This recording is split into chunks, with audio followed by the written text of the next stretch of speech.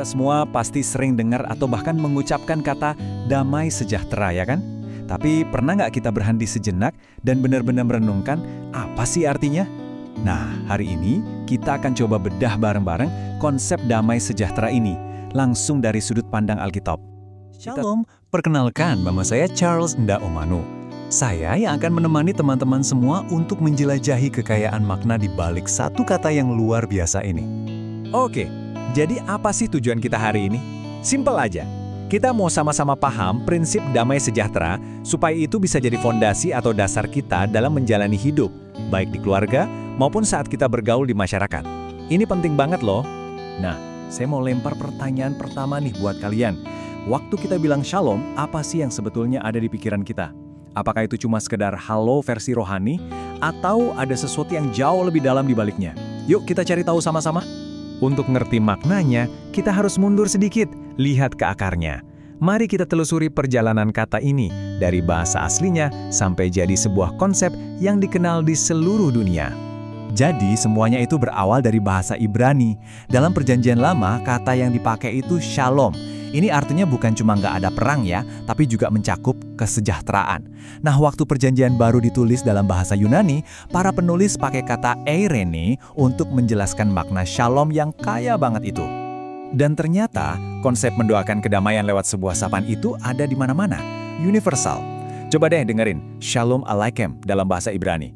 Mirip banget kan sama assalamualaikum dalam bahasa Arab? Wajar, karena dua bahasa ini satu rumpun. Keren ya? Bahkan di Indonesia sendiri, kita punya Horas dari teman-teman kita suku Batak, dan Iaahowu dari Nias. Semuanya punya semangat yang sama, mendoakan kesejahteraan. Pentingnya salam ini bahkan ditegaskan langsung sama Tuhan Yesus. Waktu dia mengutus murid-muridnya, perintahnya itu jelas banget. Setiap kali masuk ke rumah orang, awali dengan memberkati, awali dengan doa damai sejahtera. Jadi ini bukan sekedar basa-basi, tapi sebuah tindakan iman. Oke, dari sini kita bisa lihat kalau shalom itu jauh lebih kompleks dari sekedar kata damai. Sebenarnya ada paling tidak 4 dimensi utama di dalamnya. Yuk, kita kupas satu persatu. Dimensi yang pertama adalah persahabatan. Jadi, shalom itu bukan soal menyapa orang yang baru kita kenal, tapi ini bicara soal hubungan yang tulus, erat, dan penuh kepercayaan. Makanya, Alkitab juga kasih peringatan, hati-hati sama orang yang mulutnya bilang damai, tapi hatinya punya niat jahat. Ayat dari Mazmur ini pas banget ngegambarin poin tadi. Pemazmur berdoa supaya dijauhkan dari orang yang kelihatannya ramah, yang ngomongnya shalom, tapi ternyata hatinya penuh niat buruk. Artinya apa? Shalom yang sejati itu butuh integritas, harus sinkron antara kata-kata dan isi hati. Lanjut, dimensi yang kedua adalah kesejahteraan yang holistik atau menyeluruh. Jadi waktu kita mendoakan shalom buat seseorang, kita itu sebenarnya mendoakan seluruh aspek hidupnya, kesehatan badannya, kestabilan keuangannya, ketenangan jiwanya, sebuah kesejahteraan utuh yang sumbernya dari Tuhan. Ada contoh keren di kitab 2 Raja-Raja, kisah perempuan Shunem. Waktu hamba Nabi Elisa ketemu dia, pertanyaan dalam bahasa aslinya itu bukan sekedar apa kabar, tapi secara literal bertanya, apakah kamu punya shalom? Suamimu punya shalom? Anakmu punya shalom? Ini nunjukin betapa luasnya makna kata itu. Dimensi yang ketiga adalah keamanan. Shalom itu berarti kita merasa aman, bebas dari rasa takut, hidup dalam ketenangan. Nah, yang menarik, Nabi Yesaya bilang kalau rasa aman ini bukan sesuatu yang turun dari langit begitu saja, tapi ini adalah hasil langsung dari kita hidup benar di hadapan Tuhan. Yesaya menyatakannya dengan sangat gamblang. Akibat dari kebenaran adalah ketenangan dan ketentraman. Artinya, rasa aman yang sejati itu adalah buah dari hidup yang lurus. Ada hubungan sebab akibat yang kuat di sini, nggak bisa dipisahin. Dan yang terakhir, ini adalah puncaknya, dimensi yang paling dalam, yaitu keselamatan. Dalam konteks ini, shalom adalah pemulihan total yang Tuhan kerjakan. Ini adalah sebuah kondisi di mana keadilan dan damai sejahtera itu bertemu, di mana semua yang rusak karena dosa dipulihkan lagi.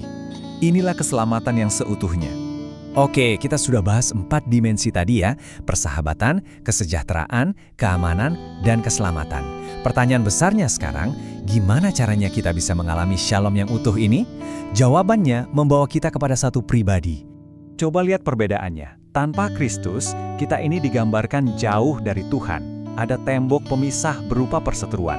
Tapi di dalam Kristus semua berubah. Yang tadinya jauh jadi dekat.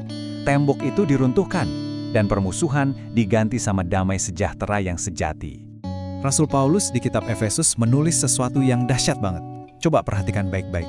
Dia nggak bilang kalau Kristus memberi kita damai sejahtera, tapi dia bilang Kristus adalah damai sejahtera kita. Dialah wujud nyata dan sumber dari shalom itu sendiri. Nah, karena Kristus adalah sumber damai sejahtera kita, maka kita yang percaya padanya juga dipanggil untuk melakukan hal yang sama. Jadi sekarang, fokus kita bergeser. Bukan lagi cuma memahami apa itu damai sejahtera, tapi bagaimana kita menghidupinya. Kita pasti sering kan ya, di gereja ada momen salam damai. Kita jabat tangan sama orang di kanan kiri kita. Itu teman-teman bukan sekedar jabat tangan basa-basi. Tindakan itu adalah sebuah deklarasi. Pertama, kita mengakui kalau kita sudah didamaikan dengan Tuhan. Kedua, karena itu hubungan kita dengan sesama juga ikut dipulihkan. Dan ketiga, itu adalah pengingat bahwa kita semua ini dipanggil untuk jadi satu tubuh yang utuh. Perhatikan kata kuncinya di sini. Biarkan damai sejahtera Kristus memerintah dalam hatimu. Maksudnya apa? Artinya, biarkan damai itu yang jadi wasit, yang jadi penentu setiap keputusan, sikap, dan perkataan kita. Karena memang untuk itulah kita dipanggil sebagai satu kesatuan.